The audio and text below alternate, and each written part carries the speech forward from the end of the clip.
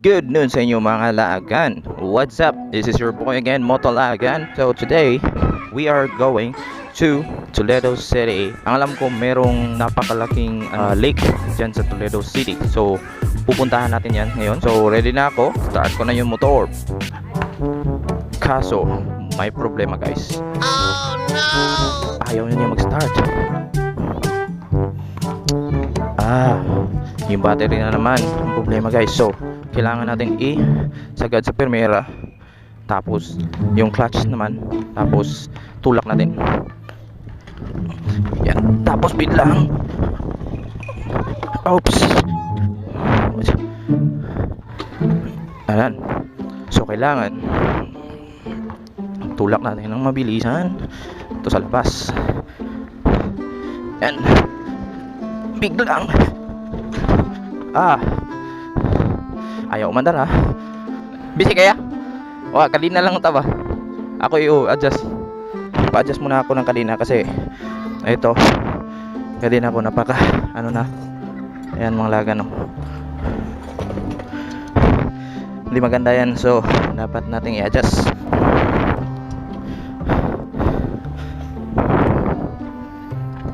Problema nito is wala itong center stand. Yan, naka side stand lang. Medyo mahirap to. Bigat kasi yung gulong.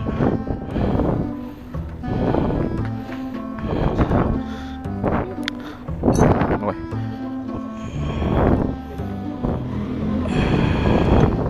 So pagkatapos nito, tulak na tayo para umandar ang motor. Wala kasing baterya.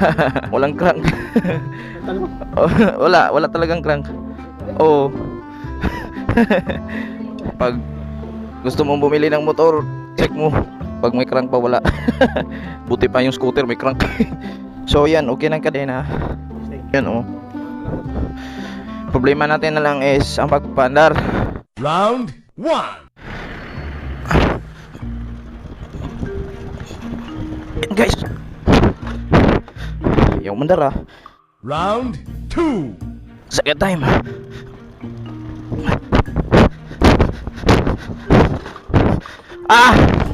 Woo! Round 3.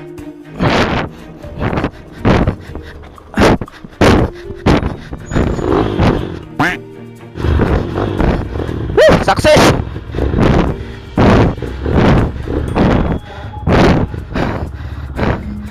Grabe. So tayo na.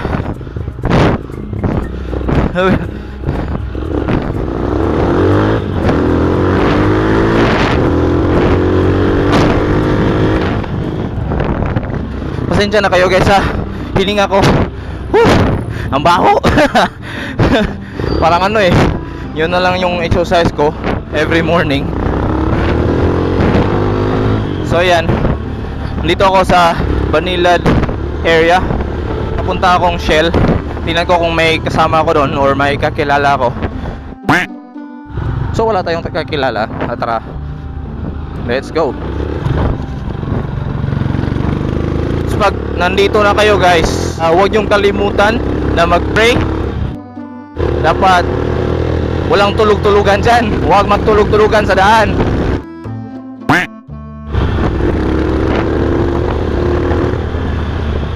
Tapos check mo kung may nakalimutan kayo guys. Before kayo maglaag-laag, dapat check mo kung may nakalimutan kayo.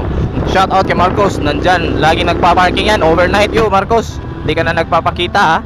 Saan ka na ngayon? Yan, may kiwi, tamang tama. Sino kaya to? Yo! Shh, what's up? Balwarte? Okay. Solo daw siya So kagaya natin, solo. Alright. Nandito na tayo sa ano ba to? Kung sa Bisaya pa, kumingking. Pwede ko alam sa Tagalog. Yun bang nasa dulo ng paa mo? Anong tawag doon? So ito yung pinakapaa. What's up mga paa? Remember ko tuloy si Kong. So yan guys, di ko sigurado kung makaabot itong video na to doon sa taas kasi lobat ako. Pero don't you worry. Wash. Gamit ko pala guys yung Supremo 1. Medyo old na. Pero fighter pa rin. Ay guys, umuulan na naman. Shit. Bakit umuulan? Ang init dito Minsan talaga, di mo malalaman kung anong mangyayari. Ngayon, kayo pa, bukas, wala na. Pero di ko kaya. Bumitaw. Kung gusto mo mag-relax, kung may problema ka, huwag kang pumunta sa second bridge. Huwag kang pumunta doon kasi alam na namin yan. Instead, pumunta ka dito sa TCH. I'm sure mawawala problema mo. Kasi yung timeline ng buhay, di mo maibabalik yun. So, sa mga ka-brothers natin yan, mga kalaagan na nasa Manila, pasensya na sa Tagalog ko. You know, pasensya talaga, talaga na noon. Yan, oh, wala nang maniniyot. Medyo nakakagulat ah. Asan na kayo mga maniniyot? Nandun pala kayo eh. So, chill na lang tayo. Yan. So, trip natin is magsta-stop over tayo dito sa Esquina Cantipla. Ang dami palang may... Oh my god. Shit. Ano yun? Patingin nga. My god. My god. May dalawang butterfly pa naman. Yata na eh. Yan.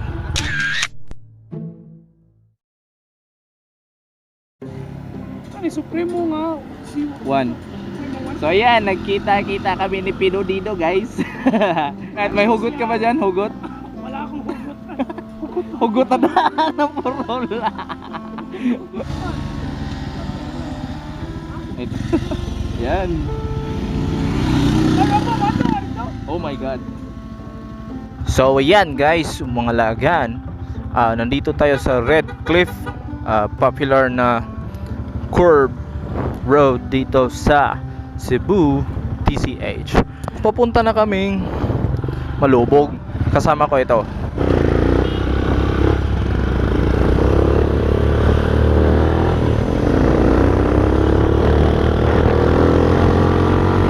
Yan. Shout out to you from Incognitus. So siya papunta siyang papunta siyang Campus City. Ako papunta akong iba yung daan ko sa Malubog Lake kasi ako.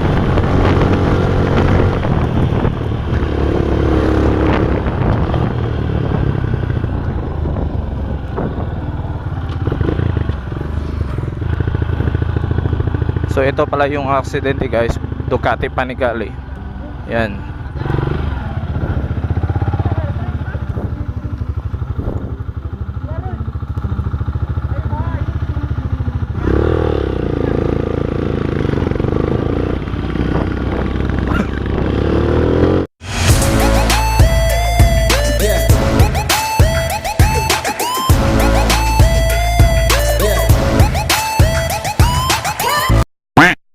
Yan. So ito yung daan guys. Dito kayo sa Strawberry Farm, Katipla.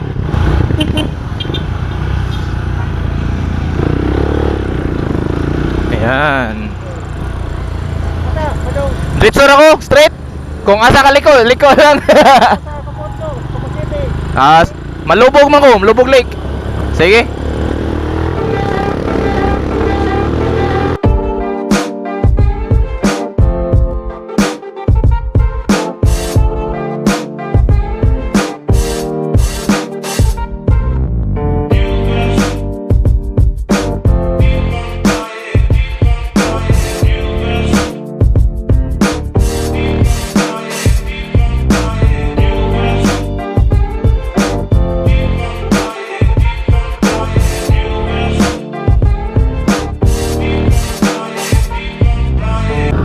Dali ako!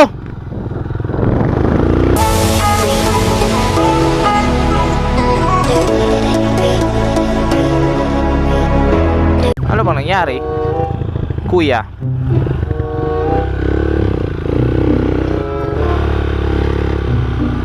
Kaya? Di mondar? Di mondar? Oh.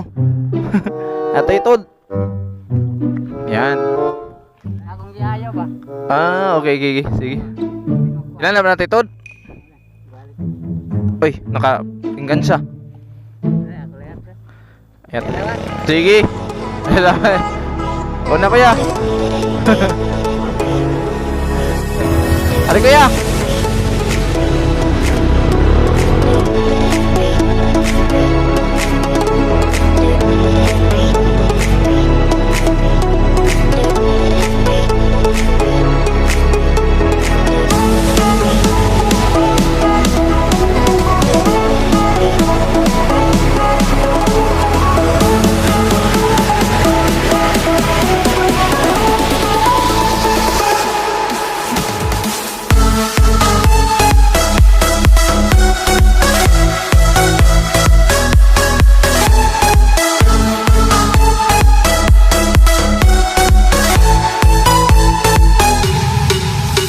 Ayan o. Diyan tayo pupunta. Diyan. Diyan tayo pupunta guys. So tara.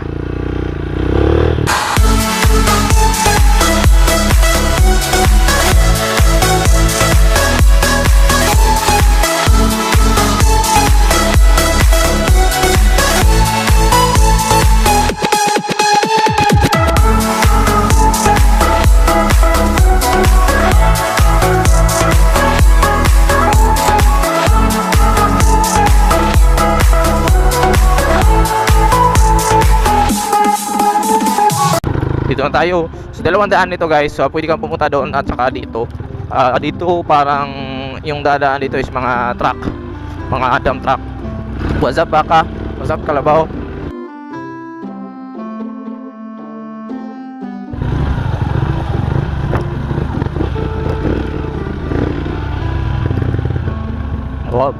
Oops. So pangalawa na yun guys. Ito pangatlo. So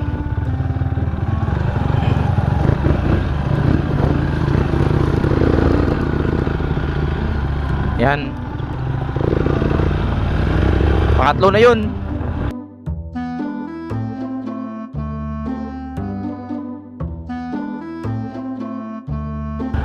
So pang-apat pala guys. Oh, apat pala. Oh, sige. Yan, nag-counting ba kayo? Pang-apat na to ha.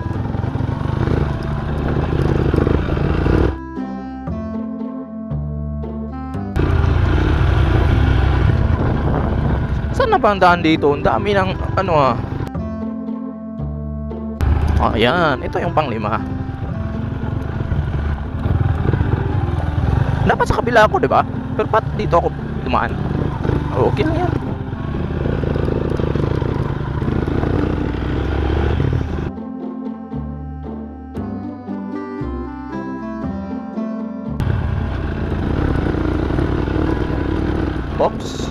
Oops, oh my god guys, I'm sorry.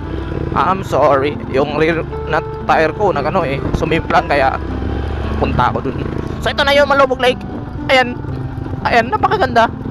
Ito yung Malubog Lake. Medyo konti na lang yung tubig. Marami pa rin sa tingin nyo, pero para sa akin konti na lang kasi nung una hanggang dyan yan o. Tapos dun. Pero ngayon medyo konti na kasi tag-araw. So pupunta pa rin tayo doon sa medyo malapit na view. So tara.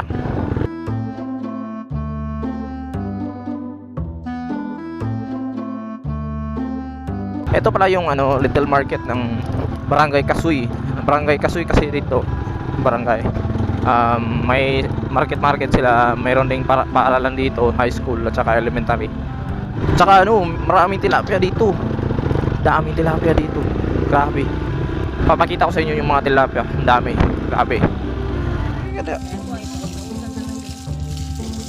Doon kinukuha yung mga tilapia sa lake na yan. Tsaka meron akong nabalitaan na nag-close na daw yung daanan dito patungong Malubog Lake talaga para makakuha ka ng tilapia. Nag-close na daw kasi it's a private property. Kasi yung iba, daan lang ng daan. Hindi naman tinitingnan yung baka masisira yung daanan ng taga-locals. Yun nangyari. Nag-close sila. So ito yun. Tapos ito yung daan. Kaso nag-close na to kasi it's a private property. Huwag kayong wala na pag-asa. Meron tayong ibang daan na nakikita. Ito yung Malubog Lake. Ayan. Tapos yung ibang daan is andito. Teng. Alright. Dito ako pupunta para sa kaso naka third gear Dapat first gear lang yan eh. Ayan. So, alright, nandito tayo sa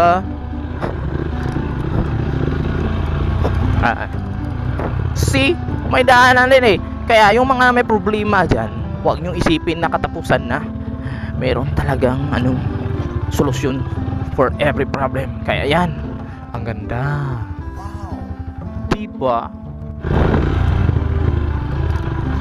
Oh, may basketballan na. Wala pang basketballan dyan eh nung una. Ngayon mayroon na. Tapos yung sabi ko na medyo konti na lang yung tubig. Kasi nung una hanggang dyan, yan eh, hanggang dyan may floating na yung, kita mo yung pulang bahay doon. Hindi yung bahay, floating restaurant yan. Ito pala yung tubig na supply sa Toledo City po. Hindi ako medyo magtagal kasi medyo hapon na. Dito kayo bibili ng tilapia kung gusto nyo bumili ng tilapia. Makita mo may nangingisda dyan. Dyan kayo sa bahay niya yan. Dyan nila ilalagay yung mga tilapia. So sa mga pumupunta po dito, hopefully di kayo magkakalat ng basura, no? At iingatan nyo din yung daanan natin. Ito yung bagong dadaanan natin kasi doon tayo nung una eh. Tinirado na nila kasi private property. So dito lang nagtatapos yung vlog ko, guys. Kasi uwi na ako. Salamat at please subscribe. Sana di kayo magsawa sa panonood ng mga laag natin. So it's your boy Lagan signing off. Peace.